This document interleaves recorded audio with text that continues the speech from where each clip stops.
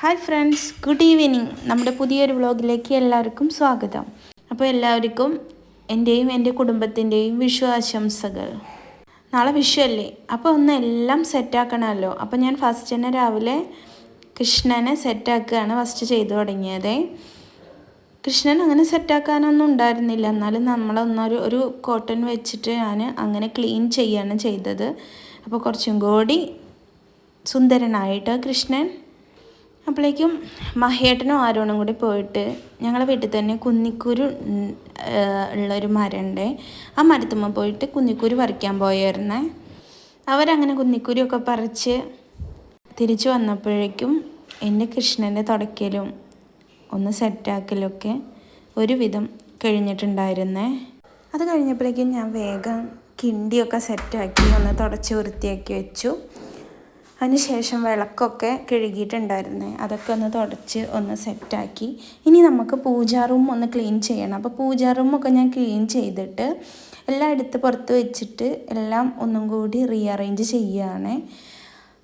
ഫോട്ടോസൊക്കെ ആദ്യം കൊടുന്ന് വെച്ചു. അതിന് ശേഷം എല്ലാം ഓരോന്നായിട്ട് സെറ്റാക്കി ക്ലീനാക്കിയേ.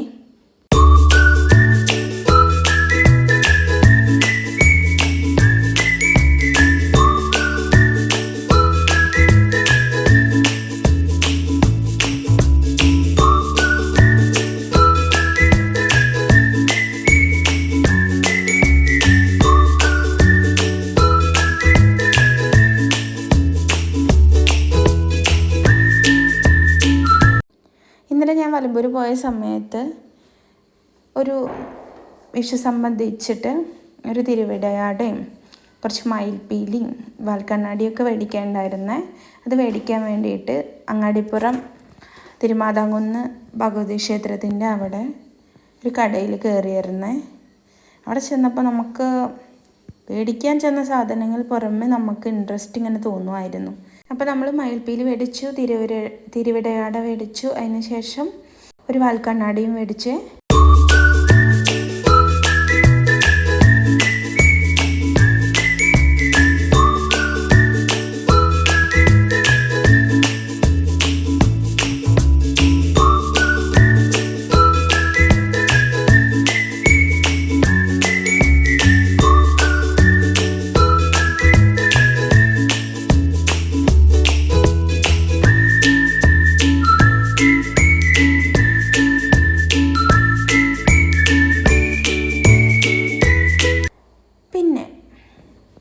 കണിയിൽ മെയിനാണല്ലോ ചക്ക ഇടാൻ ഞാനും ആരോണും മഹിയേട്ടനും കൂടി ഇറങ്ങി ചക്കൊക്കെ സെറ്റാക്കി. അപ്പം ഉണ്ട് അവിടെ കുറച്ച് കുന്നിക്കുരു നിൽക്കുന്നു. അപ്പോൾ പൊന്നു നേരത്തെ കുന്നിക്കുരു പറിക്കാൻ പോയ സമയത്ത് പൊന്നു ഉറങ്ങുമായിരുന്നേ. അപ്പോൾ അവളെ കൂട്ടിയില്ല എന്നുള്ള പരിഭവം തീർക്കാൻ വേണ്ടി വീണ്ടും അവളെ കൊണ്ട് കുന്നിക്കുരു പറിപ്പിച്ചേ. അവൾക്കാണെങ്കിലോ ഇങ്ങനത്തെ കാര്യങ്ങളൊക്കെ ചെയ്യാൻ വലിയ ഇൻട്രസ്റ്റ് ആട്ടോ. അപ്പോൾ അവളൊന്ന് ഹാപ്പി ആയിക്കോട്ടെ വെച്ചിട്ട് നമ്മൾ അവളെ കൊണ്ട് പറപ്പിച്ച് അത് നമ്മളെ പൂജാ റൂമിൽ കുന്നിക്കുരു വെക്കുന്ന ആ പാത്രത്തിൽ കൊണ്ടിടിച്ചേ. എന്നിട്ട് വേഗം ഉരുളിയൊക്കെ ഒന്ന് നന്നായിട്ട് കഴുകി വൃത്തിയാക്കി. ഇത് പൊതുവേ നമ്മൾക്ക് അങ്ങനെയൊന്നും ഉപയോഗിക്കാത്ത ഉരുളി ആയതുകൊണ്ട് തന്നെ വല്ലാതെ കഴുകാനൊന്നും ഉണ്ടായിരുന്നില്ല. എന്നിട്ട് നേരെ അത് നമ്മൾ അടുക്കളയിൽ കൊണ്ടുവച്ചു കേട്ടോ. എന്നിട്ട് വേഗം നെയ്യപ്പം ഉണ്ടാക്കാനുള്ള അരിയൊക്കെ വെള്ളത്തിലിട്ടേ. എന്നിട്ട് വേഗം കൊന്നപ്പൂ അറക്കാൻ വേണ്ടി പോയി. ഞാനും മഹേട്ടനും കുട്ടികളും തന്നെയാണ് പോയത്. ഞങ്ങളെ വീട്ടിൽ ഞങ്ങൾ തൊടിയിൽ തന്നെ ഉണ്ടായിരുന്നേ കൊന്നപ്പൂവ്. അറക്കാൻ കുറച്ച് പാടുപെട്ടെങ്കിലും കാര്യം സാധിച്ചുവേ. അങ്ങനെ കൊന്നപ്പൂവും പറിച്ചിട്ട് ഞാൻ വേഗം വീട്ടിലേക്ക് നടന്നേ.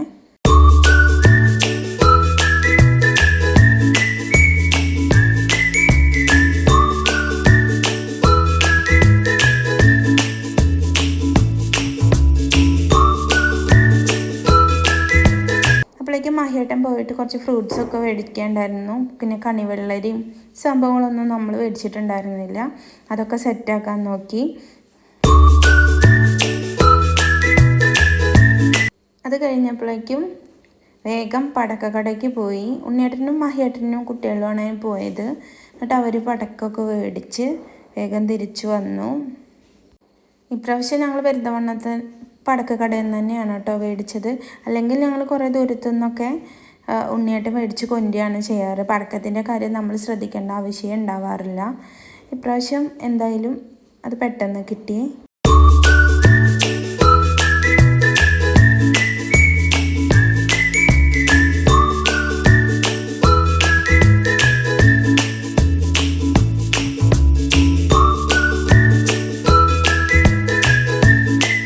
അത് കഴിഞ്ഞപ്പോഴേക്കും ഞാൻ വേഗം ചിക്കനൊക്കെ മഹിയുടെ കൊടുത്തിരുന്നല്ലോ, അത് മസാലയൊക്കെ പുരട്ടി വേഗം വെച്ചു.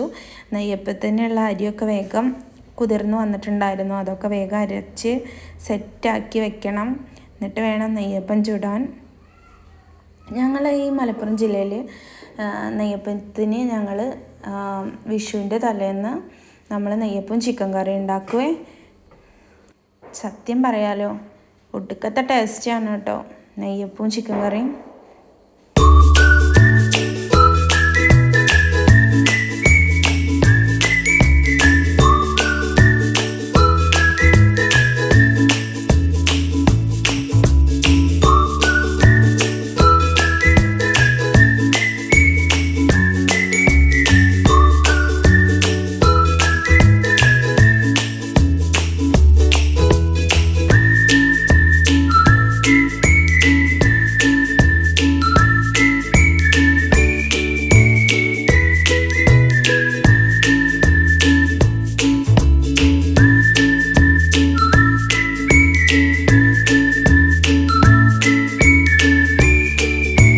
അപ്പോൾ നെയ്യപ്പവും ചിക്കൻ കറിയൊക്കെ സെറ്റായി. അപ്പോൾ ഞങ്ങൾ കഴിക്കട്ടെ.